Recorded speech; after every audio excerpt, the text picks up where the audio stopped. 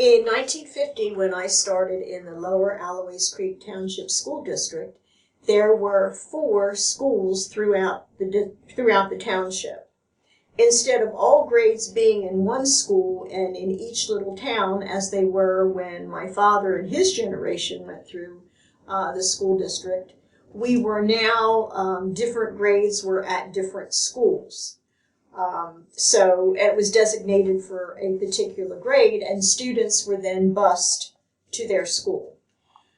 By 1958, the new school was built and ready for business in Canton, and my class was the first 8th grade class to not only attend that school, but to graduate from that school.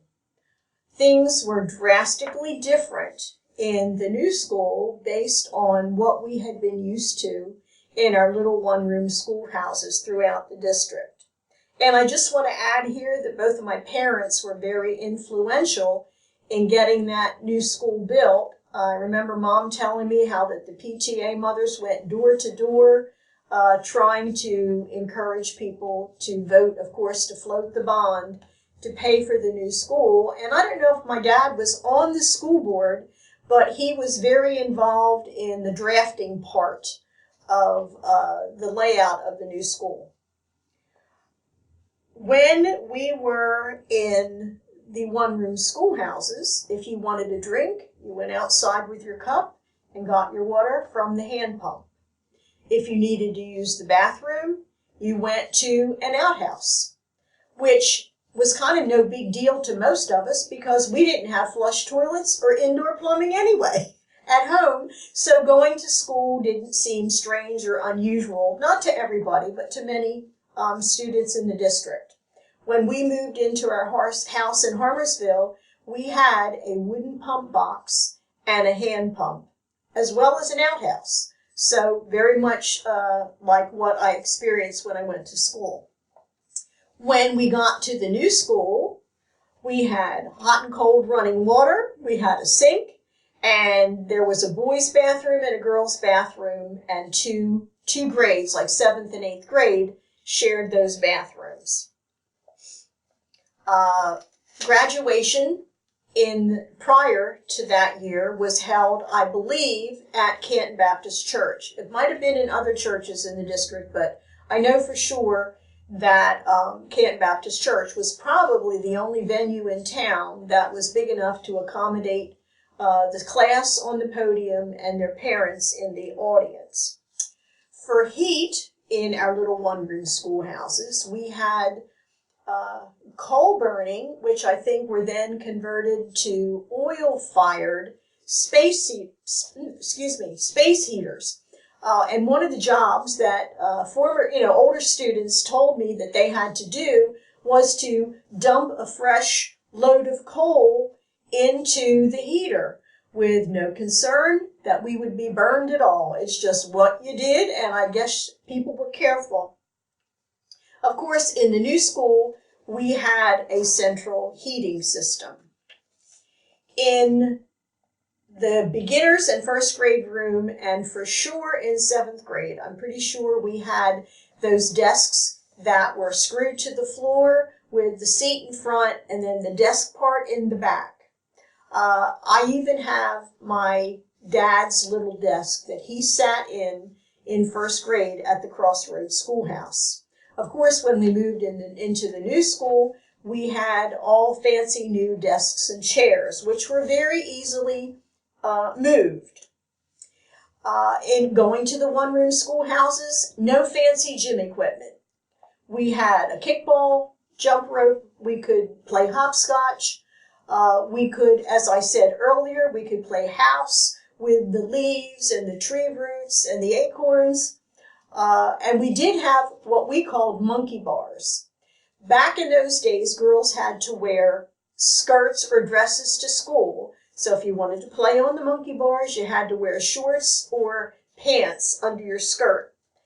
At the new school, they have, this beautiful fancy playground equipment now, but I don't think in 8th grade I would have been playing on playground equipment anyway. We just mainly played softball.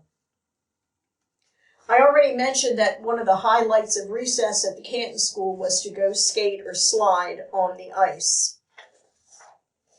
Technology was at a minimum. As I said, I think Mrs. Cobb was way ahead of her time. Basically, we had the supplies that we needed.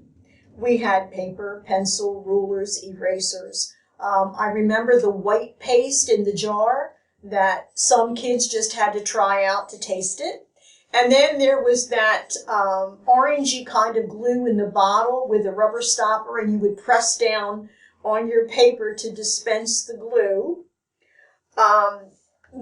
Many of our lessons were copied on the board by the teacher, and then we had to then copy them either on our paper or in our notebooks to do whatever work we needed to do. That changed a lot when we got to the new school because there was a central movie projector and other probably overhead projectors that the teachers were able to use. So technology did improve a bit when we got to the new school. At least it was available for everybody at the same time. I remember, and this carried through to 8th grade, but every day in school was started by standing for the Pledge of Allegiance. It was not optional. As we got older, to that was added the singing of a patriotic song, reading a passage of scripture from the Old Testament, and at least in high school, maybe in the older grades in elementary school, reciting the Lord's Prayer. Well, that all came to an end in 1964 when the Supreme Court sided with Madalyn Murray O'Hair, and those evil practices of Bible reading and prayer were banned. Today, I'm sure that there are schools who no longer salute the flag, and children aren't even taught the Star-Spangled Banner. And is it any wonder that we have such a lack of patriotism in our youth today? In the new school, we had a nice fancy cafeteria.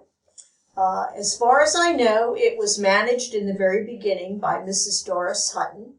And later on, my mother, Dorothy Carll, Carrie Shimp, and I think Mrs. Dorothy Burrell, to name a few. I don't remember all of them. I was only there 1 year.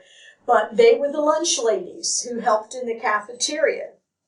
Back in our one-room schoolhouse days, we all brought a bag lunch, or if we were lucky enough to have a little metal lunchbox with a thermos, we brought that too. And you might think, well, what on earth did children do who didn't have a lunch? And that happened frequently.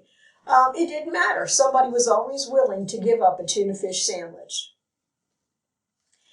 You would think that busing would have really stood out in my mind because I had never ridden a bus before, but it didn't. I don't really have any members of busing. I just remember that Mr. Elwell, Mr. Fowler, and Mr. Stiles were our bus drivers, Mr. Stiles being the driver of the high school bus, I think. But one bus memory I do have that really isn't school-related, but it's township-related. At some point, I believe it was 4th grade, the people at Pennsville Park sent a bus around to the outlying areas to pick up kids and take them to the park roller rink to go roller skating. That was the highlight of those years, being able to do that. First of all, it was at night, and in LAC, you didn't go anywhere at night other than maybe to church. There was nothing to do. So to get on a bus at night and go to the roller rink with a busload of your friends was just fantastic. And then to be able to learn to skate was another plus for all of that. So that was, again, not a school memory, but certainly a township memory.